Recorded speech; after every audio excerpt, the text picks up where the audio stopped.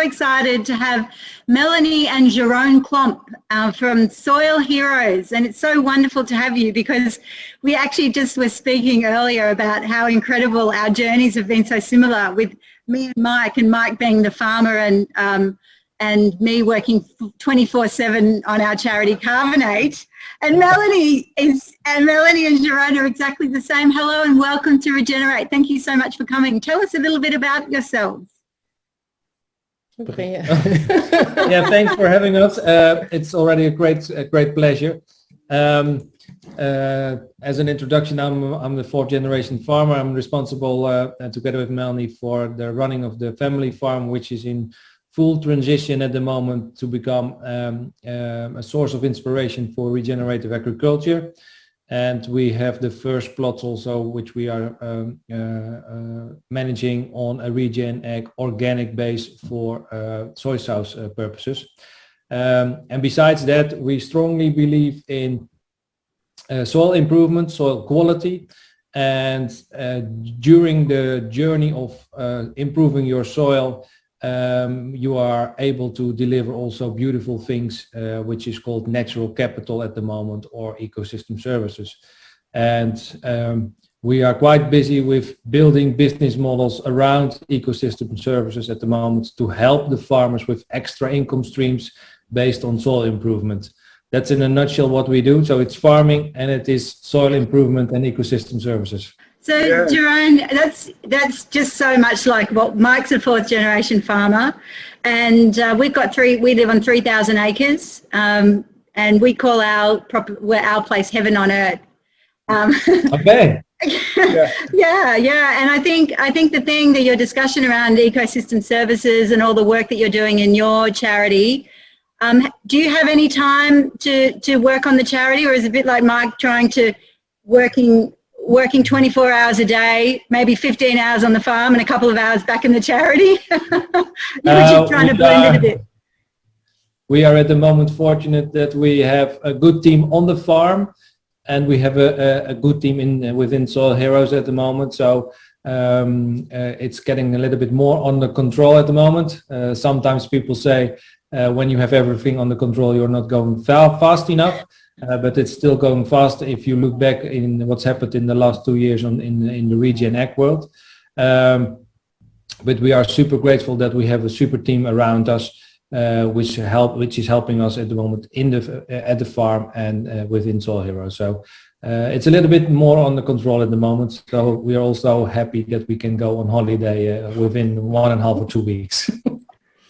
Yeah, and coming back on the charity, that's mainly my task. So we are, if you're talking about, you could say we have like running 3 companies, like this the farm, and for Soilheroes purposes, our farm is also the experience farm, on which we do a lot of projects on Regener8 based.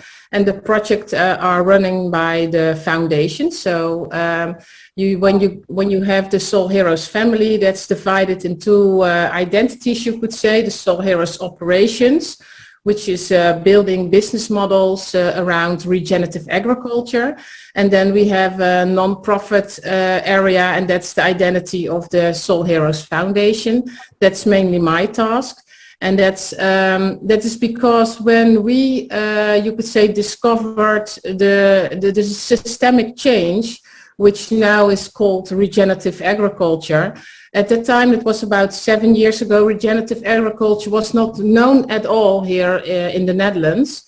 And when we discovered that word, you could say, that then you have a word you can Google, and then the world goes open. And what we immediately saw that in, you could say, especially dry areas like or where they suffer more from climate change, like South Africa, the middle of America, and also Australia, are, yeah, you could say, ahead of us in developing Regener8. So in that journey, we really reached out to a lot of people who already had a lot of experience and see what we could learn from them. And that's also how we met Charles Massey, and yeah, we get acquaintance to each other, and he introduced us further into Regener8. So it is mainly on the charity base. That's my task, and that's often about gathering a lot of knowledge about Regener8, spreading that knowledge, be a haven for farmers, be an example for farmers with our own farm, and also about, you could say, providing especially farmers with evidence that this systemic change is doable, because in the Netherlands they are used to do farming on a very intensive way. If you look at the yields per hectare, because we are talking about hectares and not acres. So a hectare, I think 1 hectare is divided in 2.5, and then you have the amount of acres. Multiply.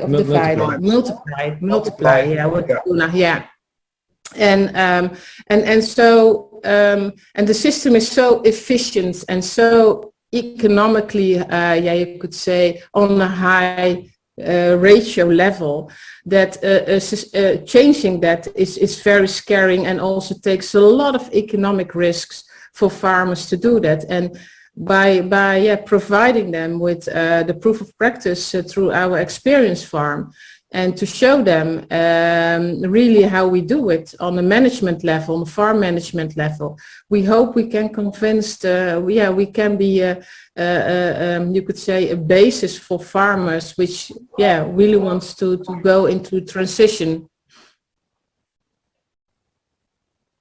When you talk about discovering regenerative practice, was there a journey for you? Was it something that you were always regenerative, always looking after the farm, or were you conventional farmers that suddenly discovered that what you were doing was actually hurting the farm? It's quite a beautiful story, because I'm from a farmland investment management, money-driven way of working, and Melanie, she is a biodiversity expert for many years already. So there was nature in our home, and there was just hardcore farming in our home. And those two worlds have met each other, and it all started that we wanted to bring taste back on the plates of the children, so that the children would ask their parents, can I have some more potatoes, mommy, because they are so tasteful. And that was the starting point of the whole concept of our farm. That is healthy soil, is healthy plants, is healthy food, is happy people.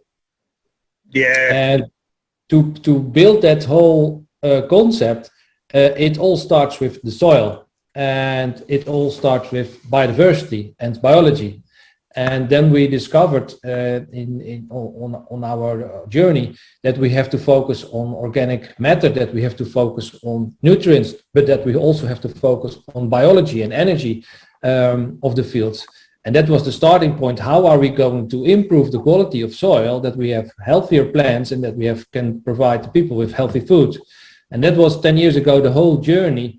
And that is the whole concept of Regener8 farming, what we are doing on the farm now. So it's a connection of two worlds into soil. That must have been a very interesting dinner table.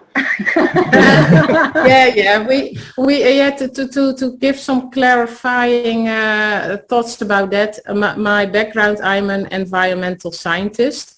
And I've worked for, you could say, regional and national governments a lot on you could say, on the sweet spots of landscape, biodiversity, and agriculture is a big part of landscape in the Netherlands. So, and having a farm at home, that was for me the ideal, you could say, work level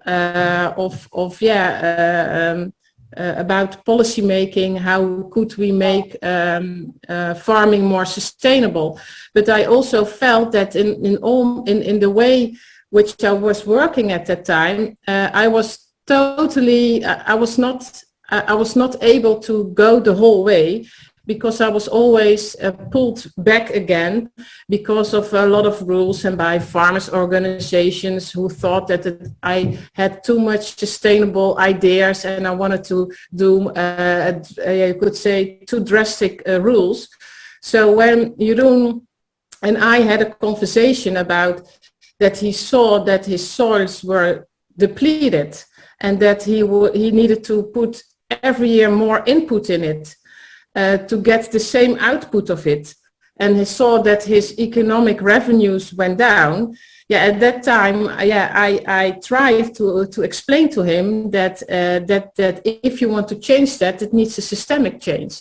So when we started with, you could say now, regenerative practices, it was not a whole package of 10 practices at a time. It was just a few practices on a few plots of us. So you could say we have like 360 hectares of big farm. So that's about, I think, 10,000 acres for you.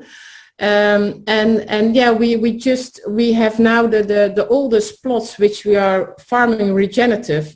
We are farm on that for 10 years now and adding every year more practices on them.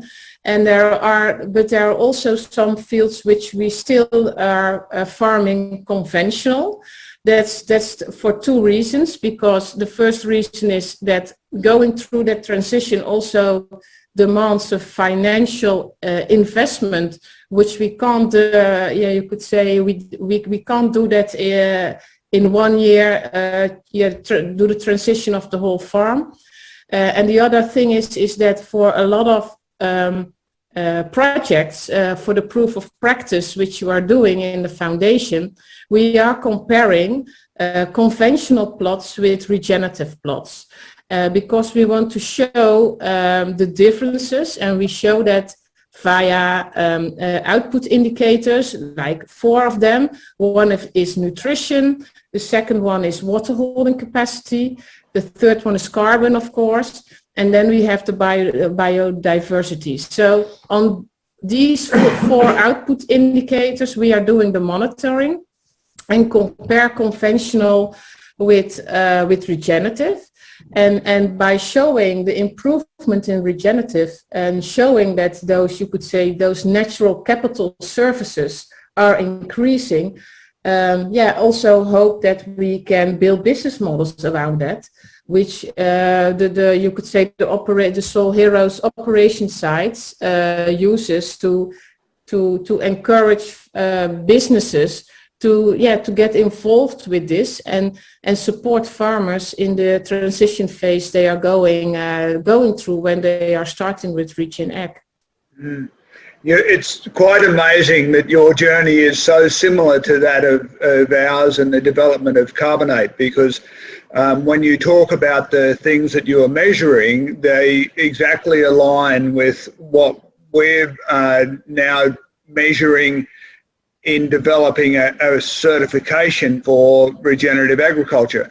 And we measure the soil carbon levels, we measure the nutrient level of the food, we measure the water cycle efficiency, the water holding capacity and the water cycle efficiency, and we measure the biodiversity. So that's quite incredible that you've just laid out our certification plan. And it's amazing. My story started probably 25, nearly 30 years ago now, when I actually had chemical poisoning on the farm. So we started as chemical farmers, and I was just learning about soil health and soil biology at the same time that changing my diet actually repaired my health. And so all of a sudden I realized that this link between how we grow our food on the farm and the food that we eat is this tremendous link in our own health and well-being. Tremendously important. And Farmers, yeah, farmers, and so go ahead. Yeah, farmers can be the pharmacy of the future. Absolutely, absolutely. And in fact, you know, that over that 30 years, I've probably we've had the first 10 years making all the mistakes that you could make and discovering what doesn't work, and then the last 20 years doing exactly what you're doing as trying different ways, different methods, so that we can show farmers and we can tell farmers what happens as you repair the soil. And I discovered maybe 10 years, probably 8 years ago, there was a family in Argentina also doing similar things, and they did a podcast or a YouTube and said in the first couple of lines that nothing's truly sustainable until it's also beautiful. And it was an amazing awakening for me, because we said to you earlier that we call our farm heaven on earth, and you know, we sort of sat there a bit tongue-in-cheek, a bit joking. We'd have our cup of tea and we'd look at our farm and we'd say, well, what does heaven look like? And we'd look at the colours here and the tree line there, and it wasn't until I heard this couple saying that nothing's sustainable until it's also beautiful that I realised that sentence is really, really important, because as we create the beauty around us on the farm, we connect to it with our heart, and then we fight for it every day. You know, because that's become such a strong part of us, that as we rebuild that biodiversity and we rebuild the beauty on the farm, we're also rebuilding the nutrition in the food, and we take away that stress of always worrying about, you know, the weather and the chemicals that we're using, and we're returning ourselves to this level of balance and reconnection to the land, which you just can't achieve that in a chemical system. And I think about our children coming onto the farm, and I think about my early days having to get, you know, gloves and face mask and everything. So there was very little fun in that for a child. And if you listen to Joel Salatin, he says that, you know, we have to make this business something that our children want to be involved with. So I just think that regenerative agriculture is such a beautiful journey to bring the joy back into the farming, help to remove the stress, and achieve all of these amazing benefits for the land and the farmers, you know? Yeah, we are 100% aligned with that statement, and we are also searching for hooks that we can, let's say, the 80% of the society at this moment who is fully disconnected to nature, the way food is produced, where is our food coming from, and because it's heaven on earth, it's beautiful to be there. It's an experience, and we are also in exploring how can we connect very inspiring farmers who are living in heaven on earth, to connect them to the 80% of the society who is fully disconnected to healthy food, who was just walking to fast food, etc., walking to the supermarkets and just pick some food out of the shelves, put a little bit of water to it, and then we have food. No, that's not food, that's artificial food.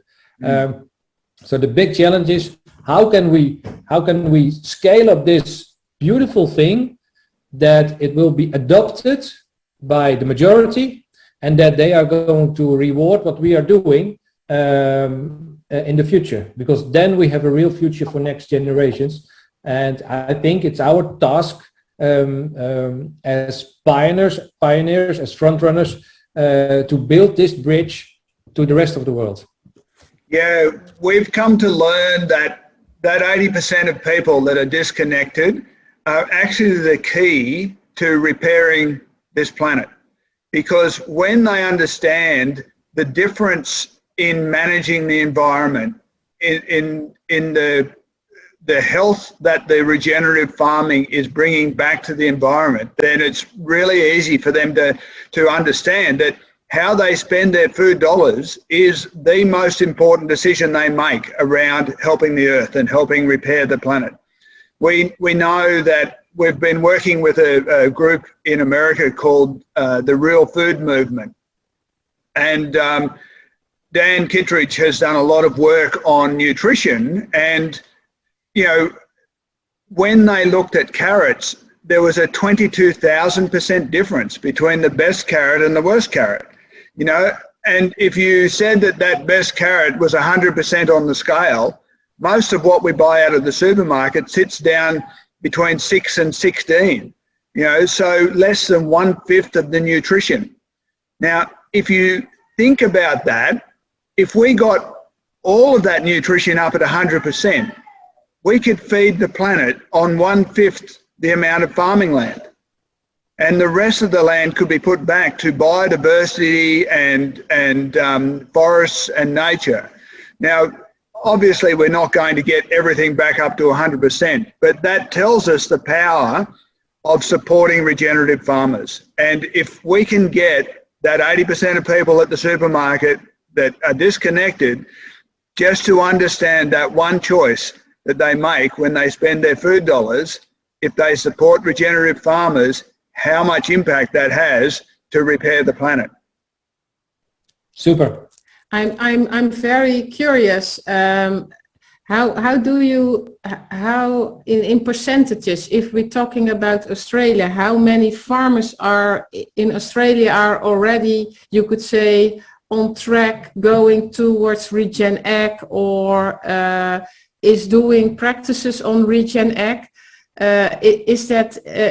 Is that above 10 or below 10, or what percentage are we talking about? Because what we experienced is that you could say Australia is one of the big examples where regenerative practices are now more widely spread than here in the Netherlands, for instance.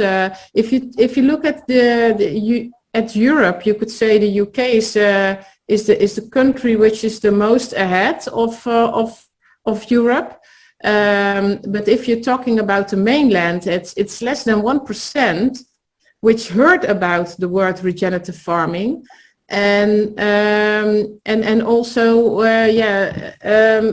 when they don't know about it, they can't change towards regenerative farming. And I was wondering how it went in Australia, and if you got any advice for us, how we can, you could say, engage more farmers for this way of farming. I'd say at the moment we are still less than 10%, but in Australia we have a very harsh climate, and we've just had a really severe drought. There's some farmers in Australia still in that drought. We're lucky enough that our farmers, it's started to rain again. I think if there is a benefit to a harsh climate, it is that the farmers have started to look for other ways to farm. So, you know, while things are cruising along okay, then you don't need to look for anything different. But when nature continues to test you all the time, you've got to work out fairly quickly how to work with nature, or you go out of business. So you have rainfall all the time? Like, is that probably one of the superpowers that you have on your farm and in your area, that you can rely on your rainfall? Just to say something, our farm is just beneath of Rotterdam, and we are in the middle of the delta. So we got all the European rivers coming along us. So we have, you could say, I think that's one of the advantages of the Netherlands. The availability of sweet water is not a very big issue. Although, and also we are, you could say, we are more fighting against water in the way of that we also our farm, for instance, we are like 2 or 3 meters below sea level in a poldered area. But what we see now is that parts of the Netherlands are suffering more and more from droughts. So what we now see is also that our summers become hotter, and also drier on a longer period. So not only 3 weeks, but it's not unusual that we have no rain for 8 or 12 weeks. And we have that now for 3 years in a row. So that was, I think, that speeded up also the thoughts about that our way of farming needs to be more climate resilient. And it's that the average year rainfall still stays the same. But what we see is when it rains so heavily in just a few hours, and then we get a whole month of rain just in a few hours. So the rain is getting heavier and more when it's raining. And when it's dry, it's getting hotter and longer periods of dry. So also the Netherlands, although not that hard, I think, not compared to Australia, but we are now in a phase where, for instance, all the surface water is managed here in the Netherlands by water boards. And up to, I would say, 3 years ago, there was just one assignment for them, and it was to get rid of the water as soon as possible because there was no water issue. And since 3 years, the water boards need to change the strategic thinking, that they also need to create buffers for the long dry periods. And so governments are now thinking about, okay, how can we make farming more climate resilient? So although we have, compared with you, I think we have a better climate for agriculture, we also experience a lot of climate change here in the Netherlands. But the beautiful thing is that they can make beautiful wine in the Netherlands now. Yeah, there's an upside to everything you say. What they say now, for instance, in the Netherlands, is that we have now the climate of the Dordogne. That's a region in France, a very famous region where they grow grapes and produce wine.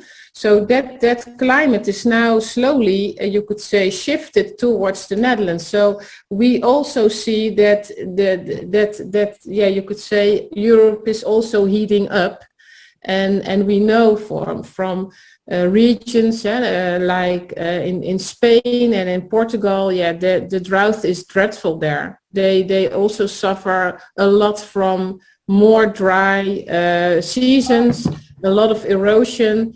So that's a big problem there also. So, and I think that's also why now Europe is starting to think about that farming needs to be changed, not only on the economical way, because farmers just, you could say, reach their max on what they can invest, and that the yields can't increase anymore.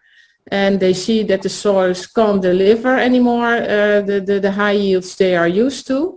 But on the other way, the politics also realize now that farming also need to change because of the climate change which is there, and also of the big other social issues like health, which we already touched upon.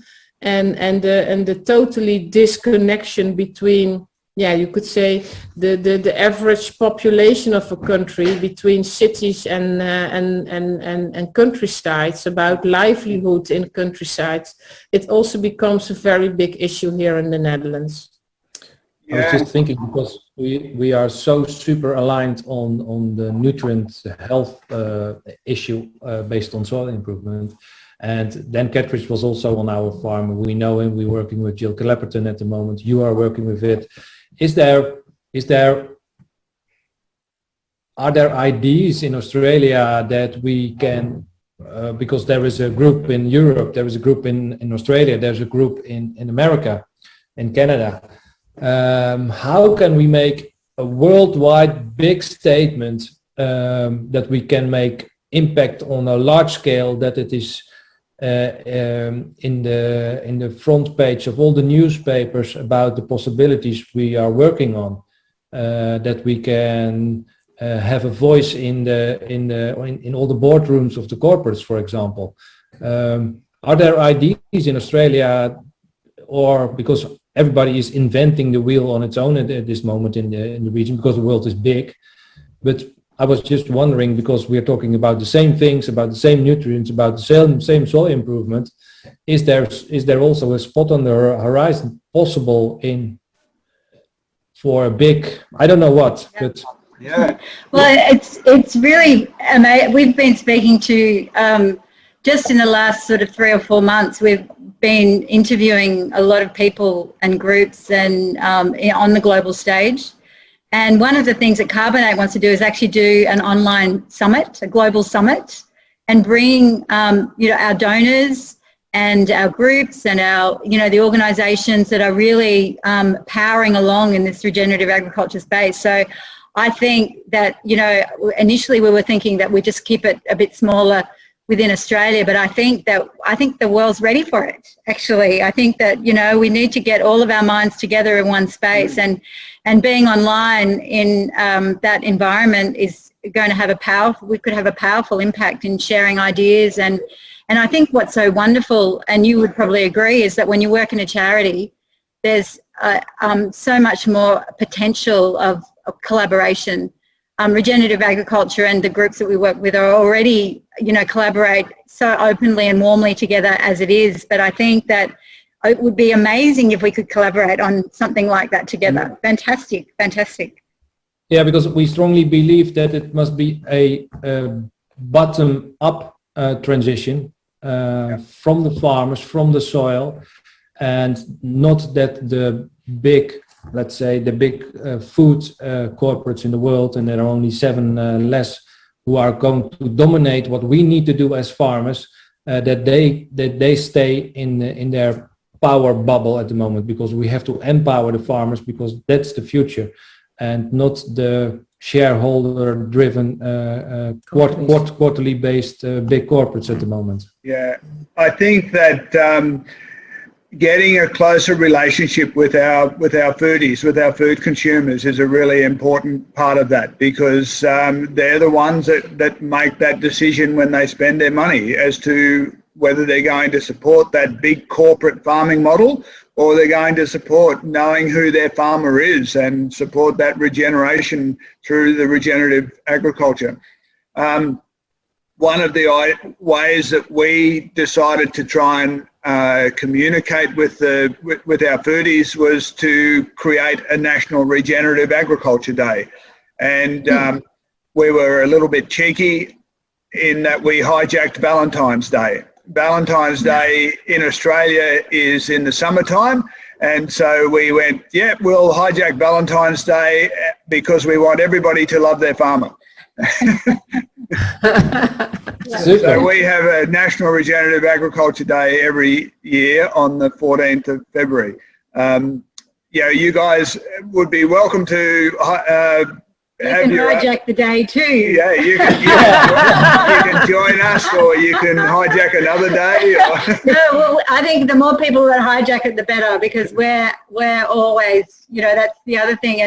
And one of the ideas that we've also really looking towards is putting together a documentary film called Vegetable Disclosure.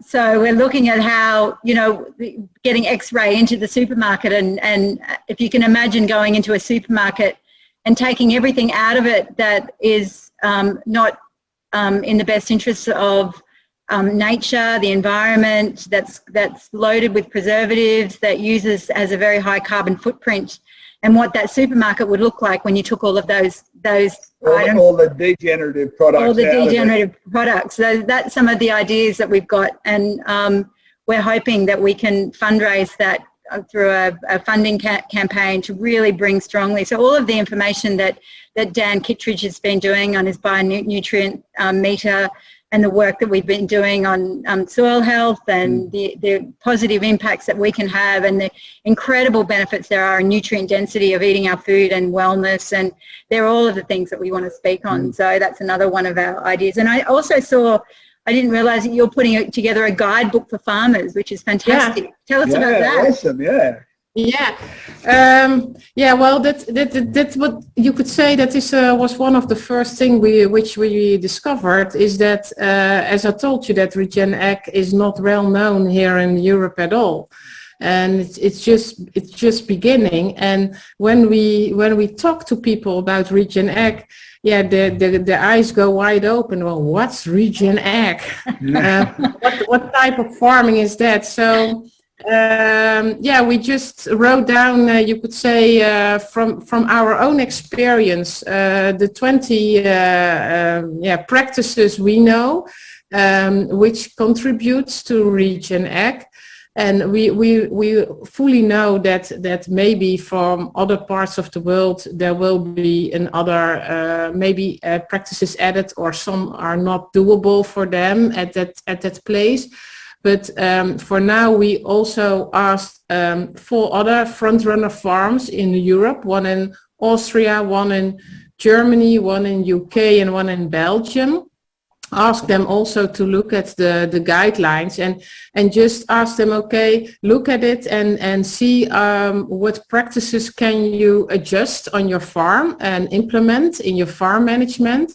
And what we now experience is that the first document, because we are thinking about also creating documents which are going more in depth, because we now experience that farmers now have the document which we have now is a nice document just to have a first idea about, okay, Regener8, what is that? So a lot of people know about organic farming, they know what that's about, but what's about regen farming? So that was you could say, the general purpose of the document.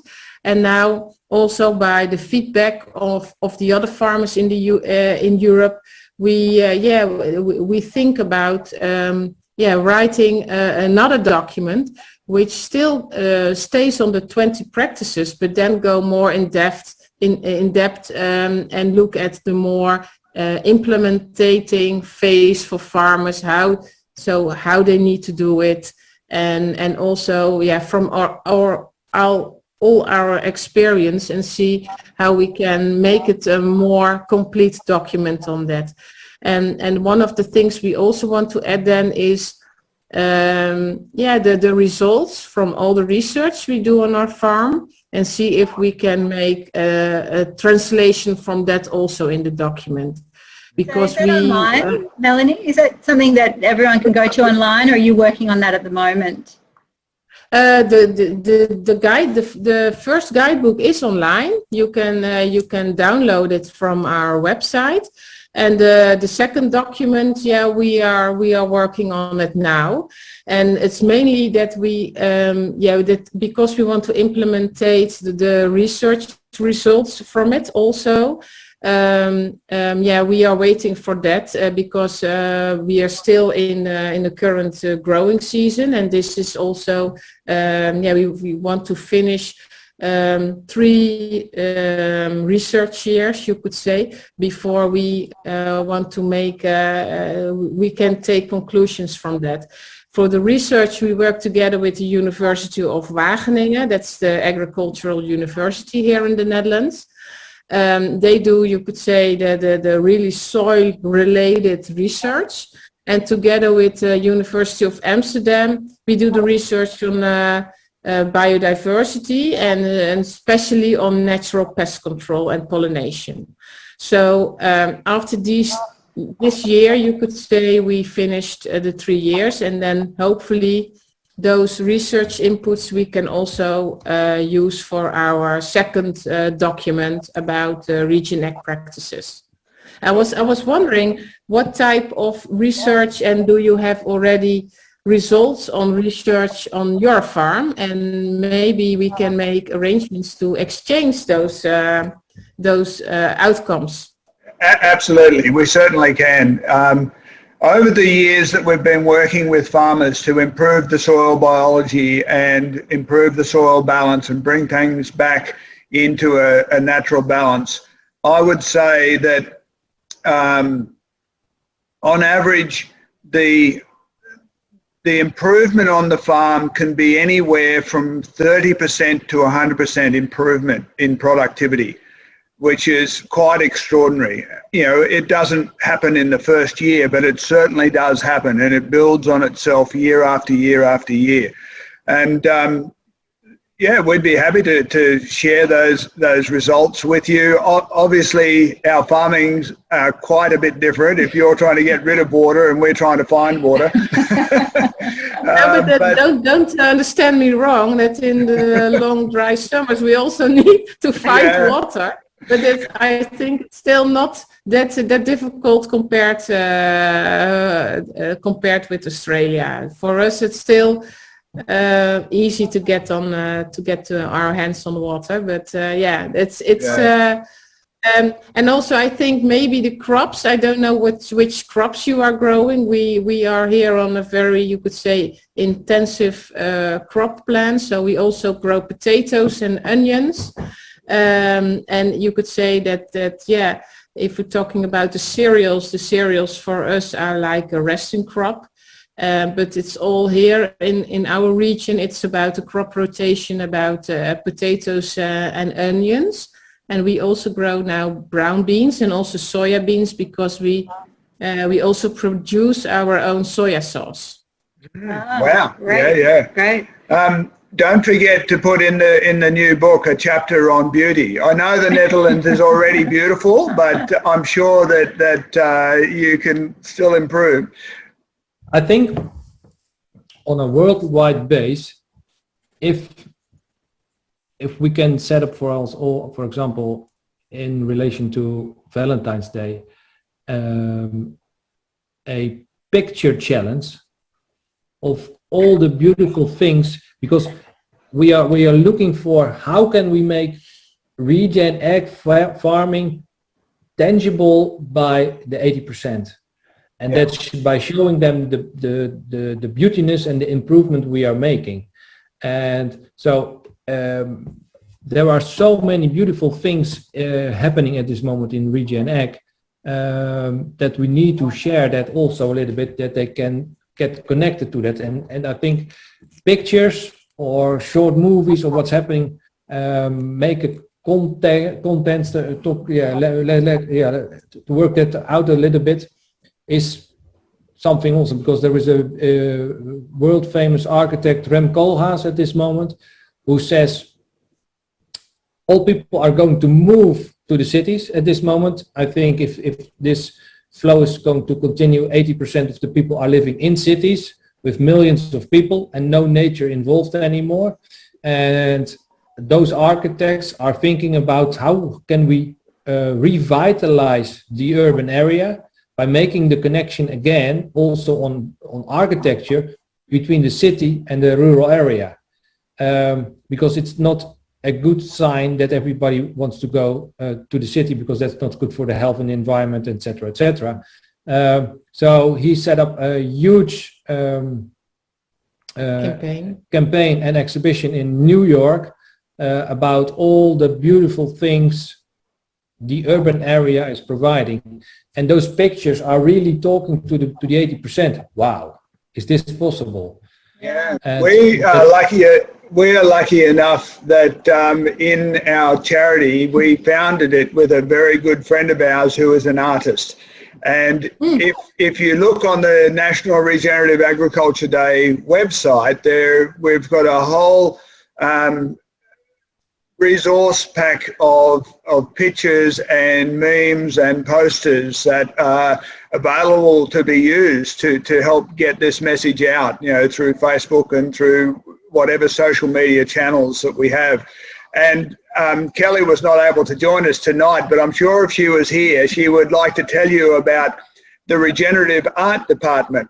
And the Regenerative Art Department is all about what you just said. It's about finding those beautiful images and helping people to see what, you know, the absolute abundance and beauty of nature when it's working in balance, you know. I think I love, Jeroen, I love the idea of leading up to a Valentine's Day, to National Regenerative Agriculture Day, if we could get in touch with all of our farmer groups, your farmers that have signed up to Soil Heroes and CARBON8 and all of our other farmers, to just plan a multi-species crop that's full of flowers, and if we could do a collage of all of the farmers, and that would just be stunning. Like, you know, I think that we have picture challenge. A picture challenge, you know. Yeah. I think it would be wonderful, because I mean, from our you know, we've probably started the planting multi-species crop. What, this is like our 3rd year or 4th year? Third year. Yeah.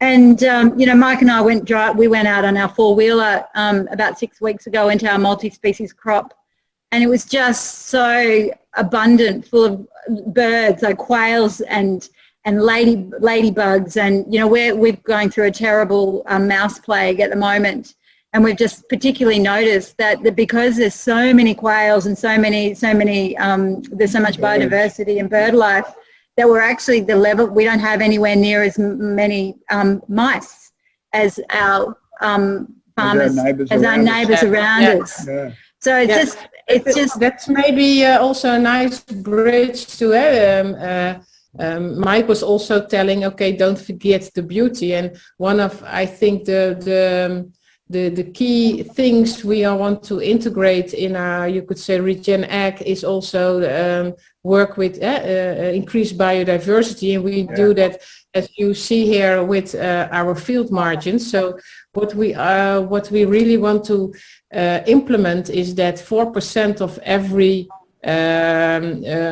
plot, you could say, is used for biodiversity, and that can be like field margins, can be with biodiversity lanes, because also from the research which we have done together with the University of Amsterdam, which is really specialized, focusing on natural pest control, we see, as Helen also just told us, is that if you are able to you could say create a habitat for your natural competitors for plagues in your crops, then you don't need to use any chemicals on that yet. So for instance, in the research we did with the University of Amsterdam, we now have 3 years in a row, we have proved that we don't need to spray for aphids anymore, because we have enough natural enemies for to control the plagues in our crops. So that is also I think a big issues which we need to communicate. It's not only about beauty, because I totally agree with you, Mike. If people coming to our farm, they see the field margins, as you see in the back of us, for them that's the real proof of Regener8. Then they really see it visual, that we do farming on a different way.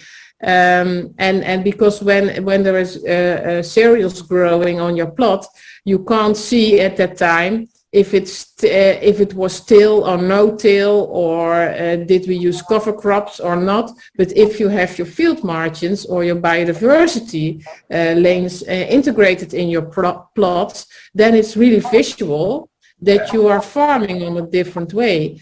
And also we do monitoring on, for instance, on butterflies. We are participating on a big national program for that.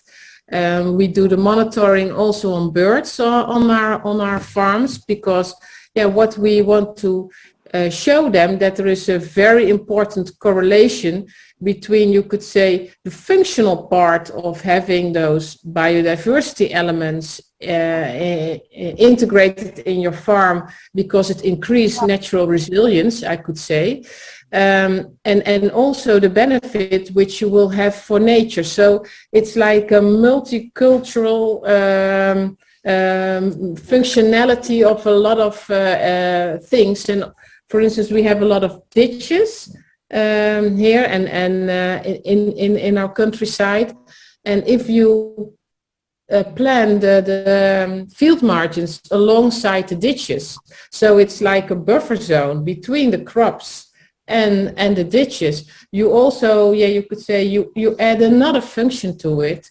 and you will prevent that if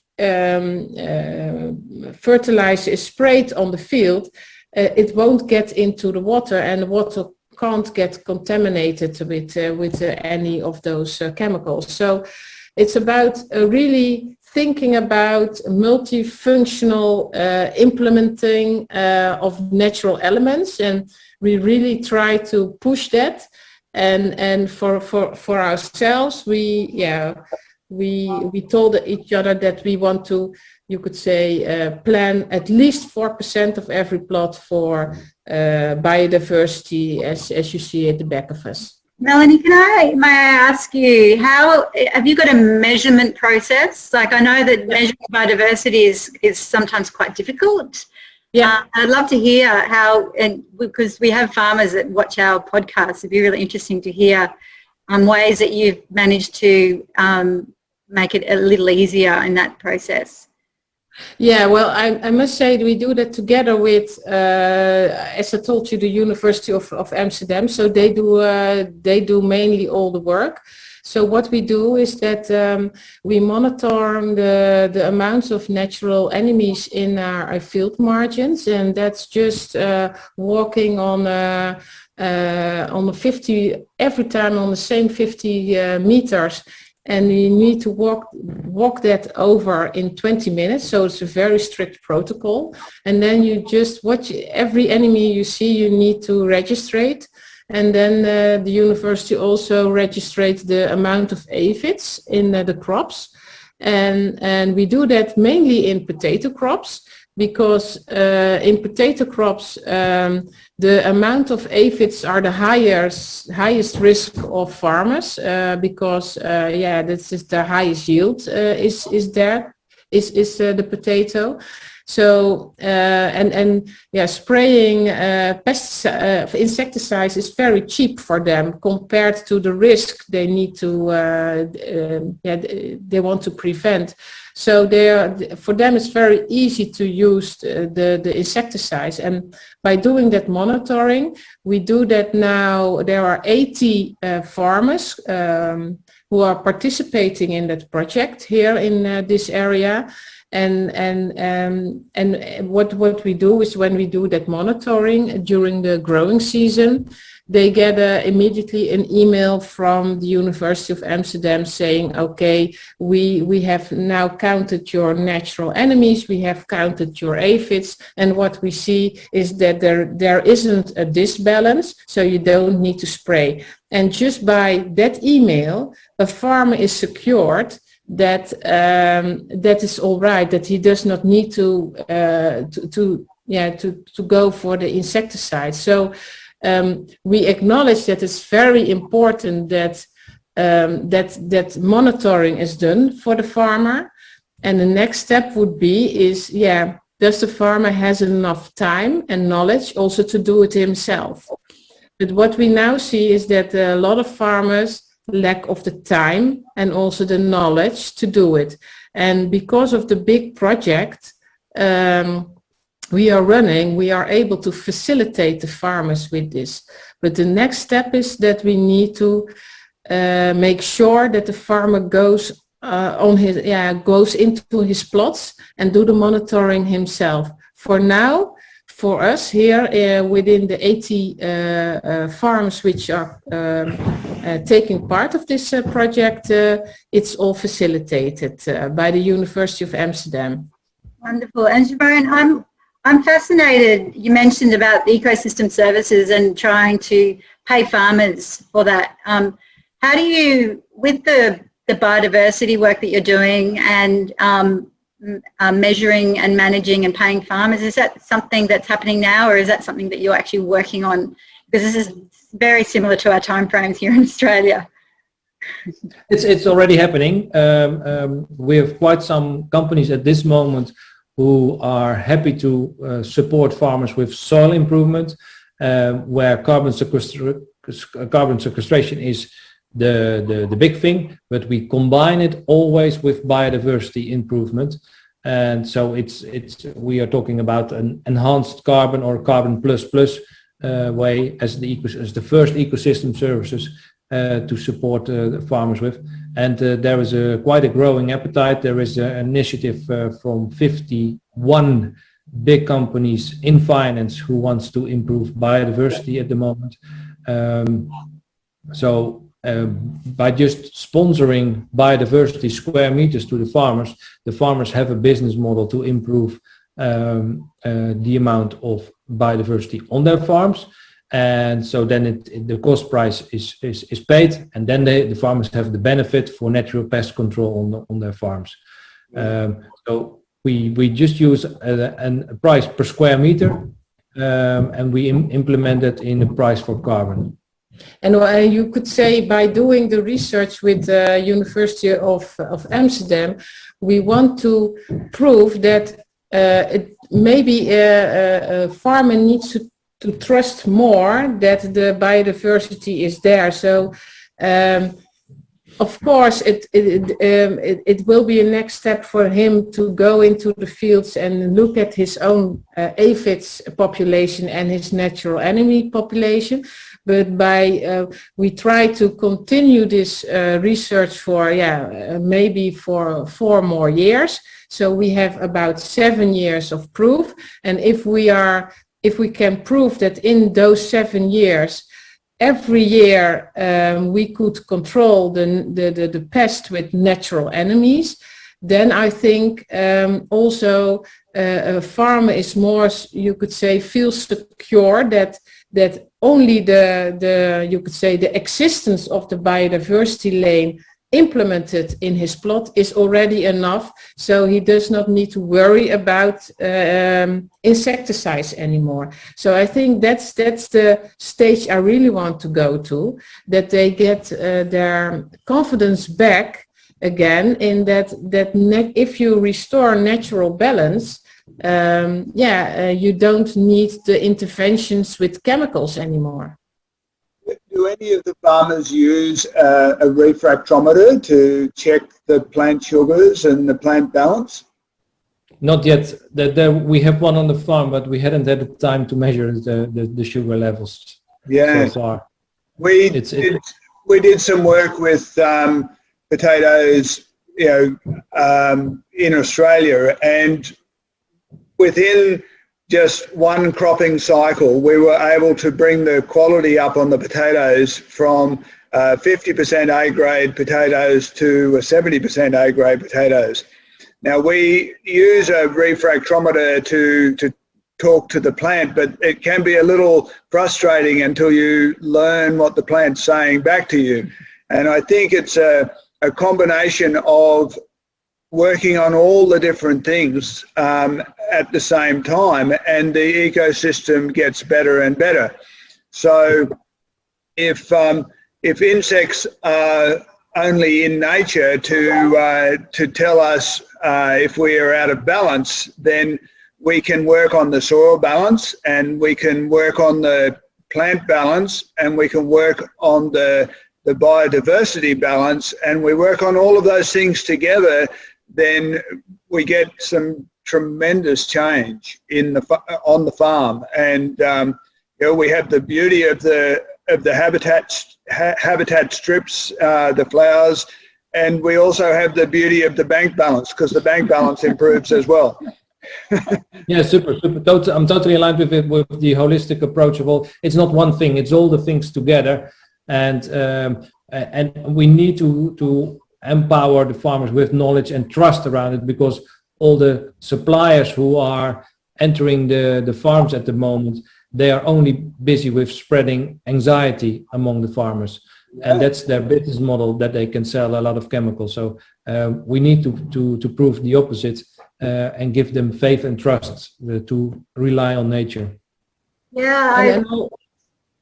I just wanted to add about the research which Mike was just telling us about, is that we are now preparing a new project together with Jill Clapperton from the USA, and that also will, you could say,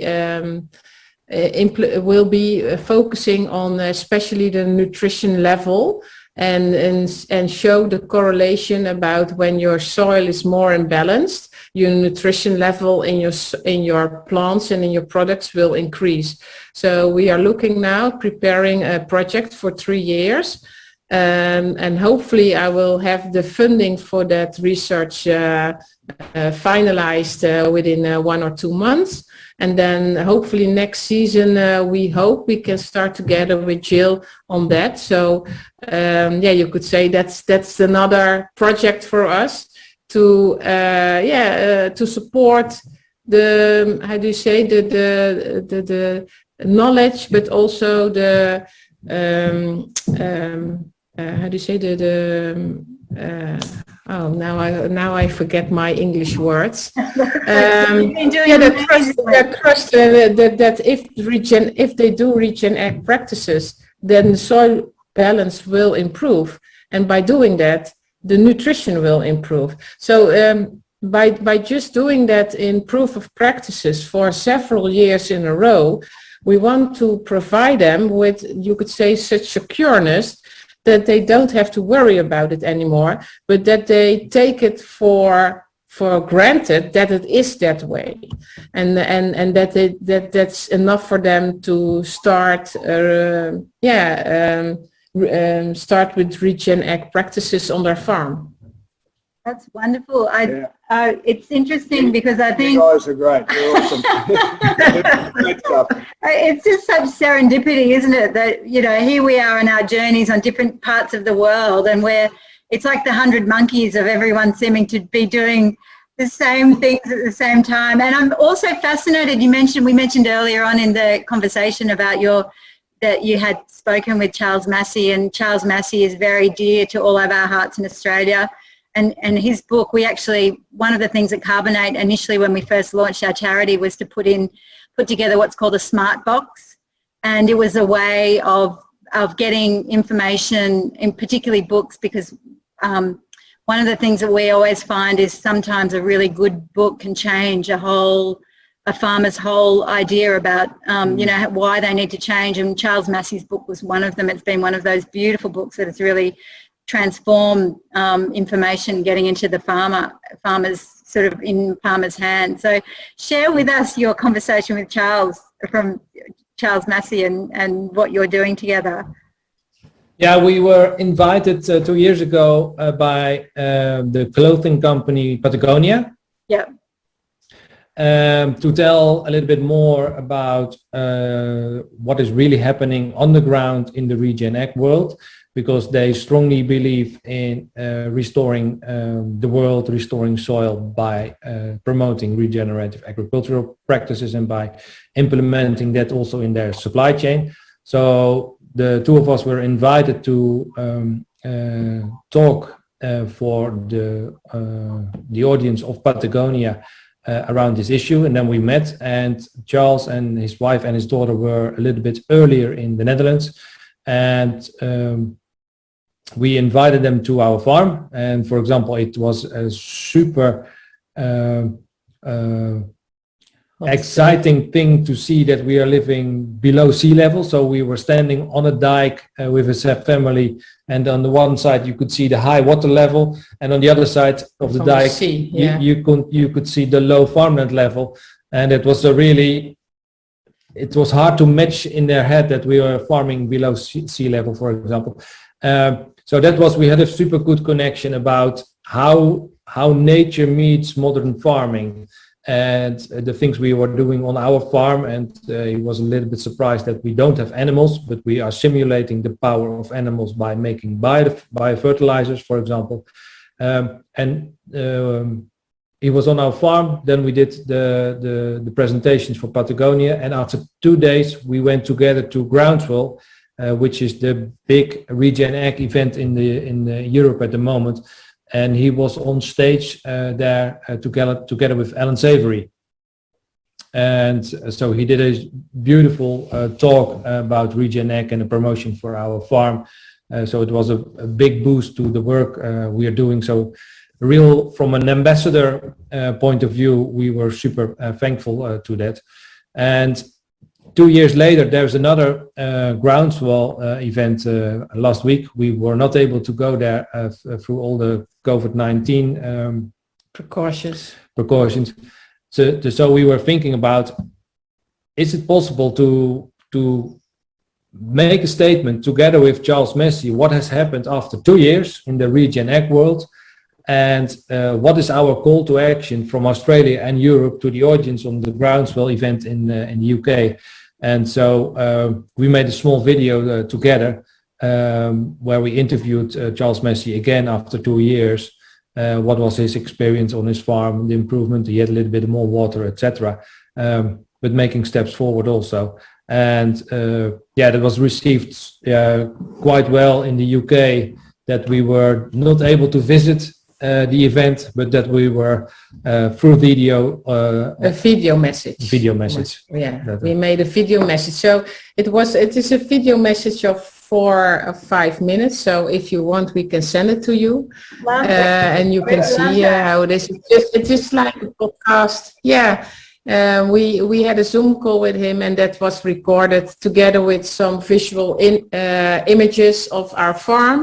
So if you would like it, we can send you the video we made. We're going to put it at the end of this. We'll put it at the end of this our podcast. It'd be perfect. Yeah. Beautiful.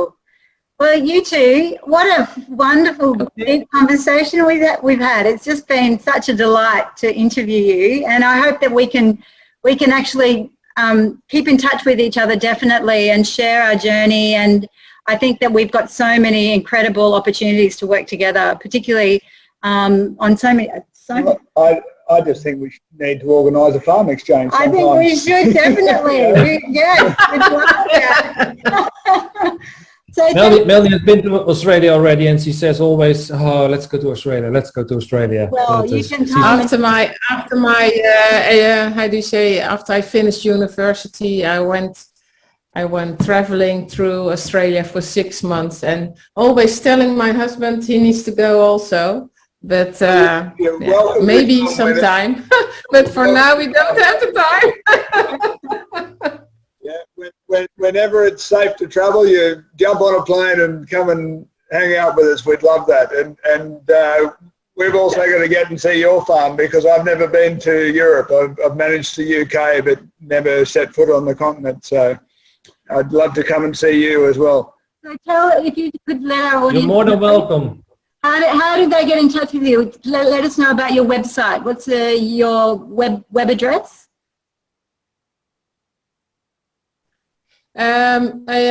Soilheroes. Yeah, we have the soilheroes.com, and we have the soilheroesfoundation.com. That's great. Okay, wonderful. Well, it's been such a delight to be with you, and we'll share this with you, and we'll keep in touch. So thank you so much. And thanks for having us. Another Regener8 podcast. Thank you. Yeah, thank you. See you. Bye. Bye-bye.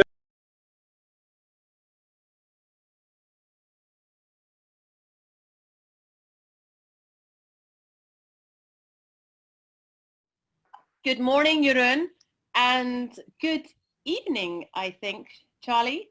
It is evening, and good evening to both of you. Good morning to both of you there. I think we should congratulate Paul and the Terry brothers and Alex, the whole family, on their tremendous efforts every year to pull the groundswell gathering together. It's been 2 years since you were standing alongside each other at groundswell, literally on the grass. Quite a lot has happened since. Jeroen, you can share a little bit with what's happening with Soilheroes. Thanks, Gina. A lot of things have changed in a positive way. We are making progress. I remember very clearly the moment that we all went to groundswell. To be in a place with experts and gurus around Regener8 in one place in the UK was super exciting and super motivating for us. And from that moment on, we continued developing the business models for regenerative agriculture. So it's not only the product itself with a higher nutrient density, but also how can we measure and quantify the other ecosystem services which are involved with regenerative agriculture. We have been quite busy with making the real product tangible and easy to understand. And the moment is now exactly after 2 years that there is a new groundswell that we are speaking to Charlie again. We are ready to enter into the market with business models around soil improvement based on regenerative agricultural practices.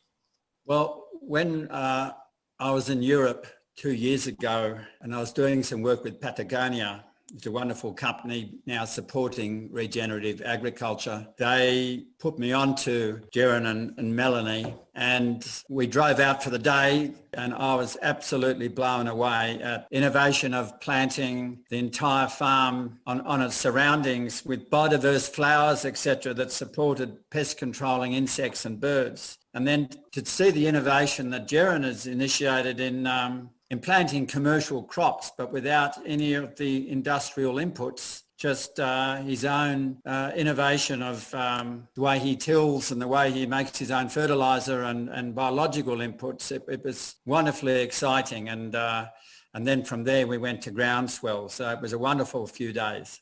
So what was so different or special, or what was it in particular that struck you about what Jeroen and Melanie are doing? Well, we drove out for a couple of hours from Amsterdam through the polder country, and here's a farm in the midst of industrial farming. We now know from the work from Drawdown and many more scientists now working on it that regenerative agriculture has some of the best solutions to addressing the 6 or 7 planetary systems that have been disturbed by modern humanity. The real word Regener8 was still well known in a small community, but in 2 years' time it is become a real accepted word. Regener8 is the future, and also in Europe there is a great movement of frontrunner farmers and the first followers who wants to step into the Regener8 practices, but there is still a lot of things which needs to be developed. Our main focus was always within Soilheroes, how can farmers earn money with Regener8 practices. We've been busy the last 2 years building a platform, a system to monitor and monetize the amount of ecosystem services which are involved on soil improvement. So we're really focusing on soil improvement and the combination with biodiversity, carbon sequestration, water holding capacity and nutrients, which we think are the 4 biggest topics which are involved soil improvement and changing your conventional way of farming to a regenerative way of farming. What's holding everyone back from farming the way that you do? Well, I think it's pretty obvious without getting into it. It's all about power. The big power is behind the multinationals that push all the industrial products. So government policy locked into a paradigm that post-Second World War to where we are. But we now know that the fruits of that industrial agriculture are now having some horrific effect on the planetary systems, whether it's climate, water, biodiversity, nitrogen, phosphorus, interlink cycle, land clearing, etc. And so that's where the skepticism from is a new paradigm, and it's hard to take on board when you've devoted your career to another path. It's changing, and it has to change. That's going to crack open more minds.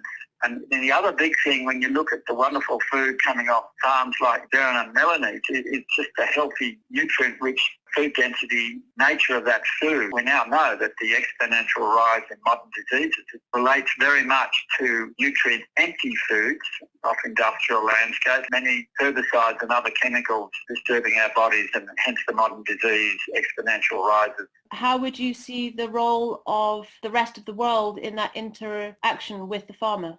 In the end, it's all about nutrients. So if we are able to make the connection between the consumers and the farmers, that the consumers and the companies or the corporates are going to promote and reward regenerative agricultural practices, starting with carbon sequestration and biodiversity, in the end, we can provide society with good and healthy food. And we are ready to start monitoring what's happening in the soil and in the products the farmers are selling, according the development of the nutrient density. And if we are able to do that, we can build a land passport together with a food passport. And there you can see the development of the nutrient density in our food. And then we are selling health, and then we are the pharmacy of the future. And then the whole thing has changed from being the problem owner to being part of the solution. I think we can make together a super call to action. If everybody believes that health is the happiness of our future, let's start building connections between companies and farmers to set up regenerative agricultural businesses, that we gather the data for the farmers, that they can show that they are really doing good things. And then we have a bottom-up system where we can help society. So I think in the 2 years' time, things have developed in the positive way that we are able to measure the good things in soil and in our products. The big thing is, let's start connecting to each other and show the world on a large scale that we can do it. Oh, I think Karen said it beautifully. I call this whole process an underground revolution, as in a bottom-up driven thing, and playing on the analogy of healthy soil. It's soil biology that is delivering many of the nutrients into our healthy foods.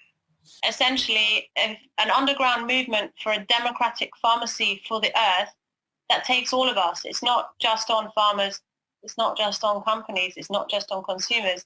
It requires us literally kind of field to fork, so to say, farm to shelf, for us all to play our role in that.